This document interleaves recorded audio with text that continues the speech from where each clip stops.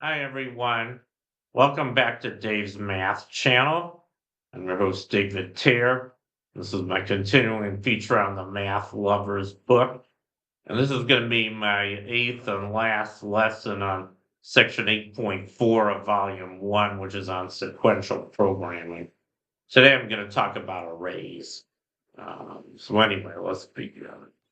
So what is an array? Well, an array is a programming structure. You can think of it as a vector or a matrix. It's got one or more indices. So unlike constants, which just have or variables, which just have one value, arrays are actually lists. You can think of them as a list. It's a list of numbers or data structures like numbers, variables or constants, but there's more than one of them.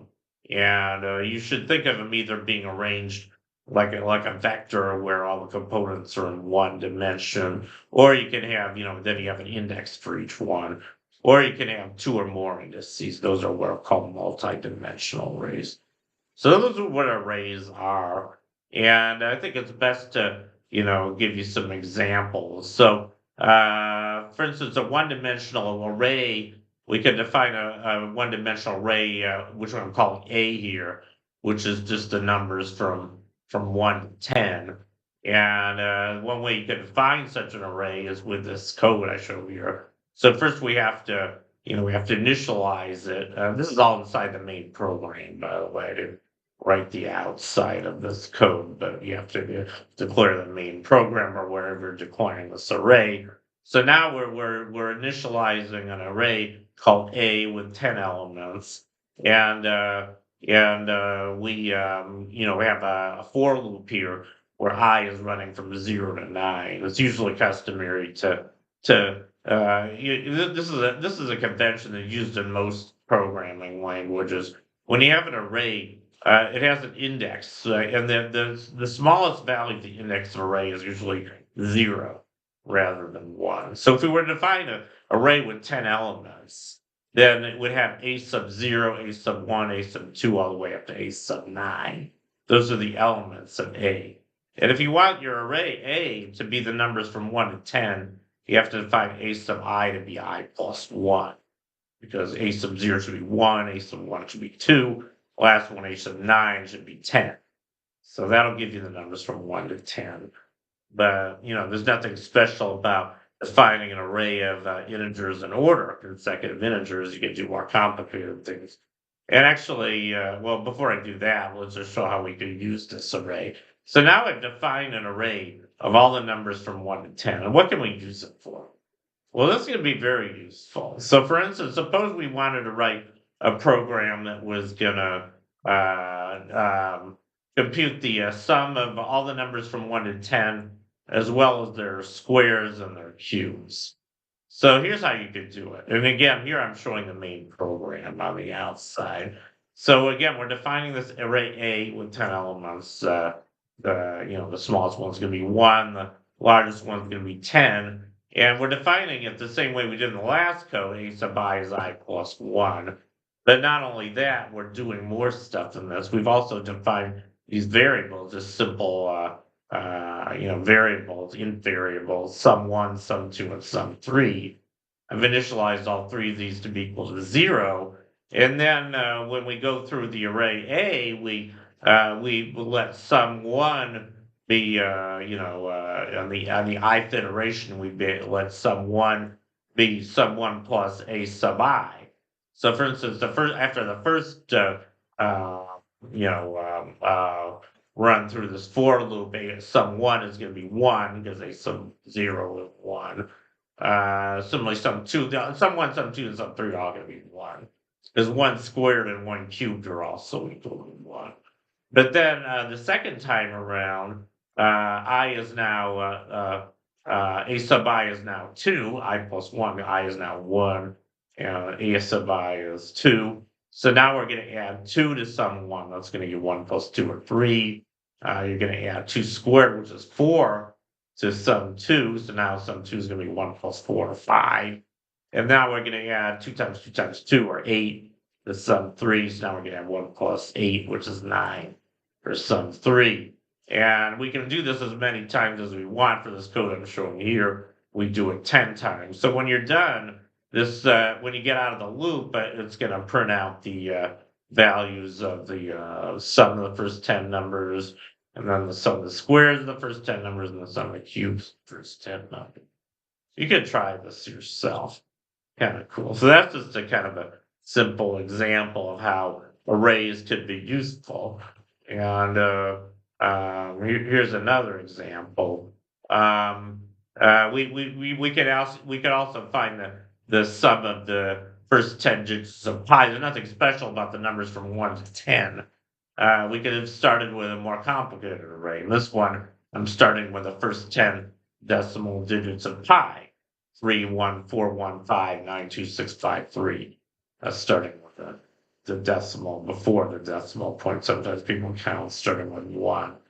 And then we initialize sum 1, sum 2, and sum 3, same way we did before. And now we have the same loop we had before, except A is a different array than it was last time. So now we're going to get different answers. So the sum 1 is going to be the sum of the first 10 digits of pi. Sum 2 is going to be the sum of their squares, and sum 3 is going to be the sum of their cubes. So anyway, that's just another example. And I think, last video I mentioned Fibonacci numbers. And actually, Fibonacci numbers are another good example of where you might want to use a one-dimensional array. You can define an array of Fibonacci numbers. You can call it F if you want for Fibonacci, and then you can initialize F sub 0. You can define an array of however many elements you want. So you want to compute the first time with Fibonacci numbers. You could declare your array F with 100 elements, and then you could say F sub 0 is 0, F sub 1 is 1, and then you could go through a for loop, say F sub I is F sub I minus 1 plus F sub I minus 2, where I ranges from 2 to 99. And then you could print out the values of all the array elements, which are just the Fibonacci numbers. That might have been another good example to put in here. Unfortunately, I didn't. That's a much more efficient way to compute Fibonacci numbers than the recursive function I showed last time. By the way, I just thought I'd mention that. But then I mentioned multi-dimensional arrays. Arrays don't have to be one-dimensional. They can have, I think, depending on the program you're using, on the hardware you're using, that the dimensions of array are usually limited. In mathematics, I think I've used arrays with up to 10 elements. So I don't know what the limit is in like C. I don't think in C I've ever done it with more than 3 3 entries. But a lot of times you'll see two-dimensional arrays. That's like a matrix.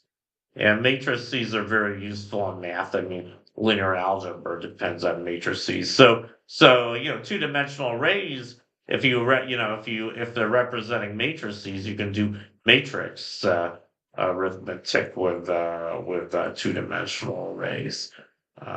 So anyway, but here's a simple example.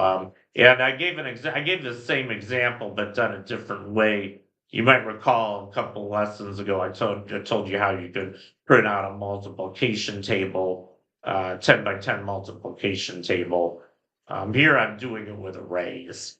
So we could put our array, our multiplication table. We're going to find an array called product, 10 by 10 array, whose elements are going to be just the elements of the multiplication table. So and remember, I starts at 0, and the way I'm defining I and J, they both start at 1. So I and J are both indices ranging from 1 to 10.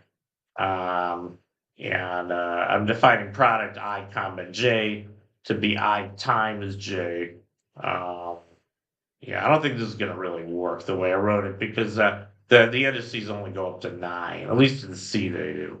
I probably should have written I plus 1 and J plus 1, but anyway, I think you get the idea. Product I comma J is just the I times J. So for instance, product 5 comma 8 is going to be 5 times 8 or 40. And finally, it's just going to print out each element of the product. And, basically the same code I did last time, we're just putting the numbers in an array. And, I mean, you probably don't need an array for this particular example, but if we were gonna square the array, square the matrix or multiply it by another matrix, then this would be a useful way to do it anyway. So that's arrays. And like I said, that's gonna be my last lesson on sequential programming. Next time I'll start section 8.5, which is on computational complexity. So we're not going to do any more. I'm not going to go over any more computer code. We're done with that now. The rest of this chapter, there's still a fair amount left, but it's all more theoretical. Anyway, so that completes my video for today on arrays. Thank you for watching. Long live math, and I'll see you guys next time. Bye.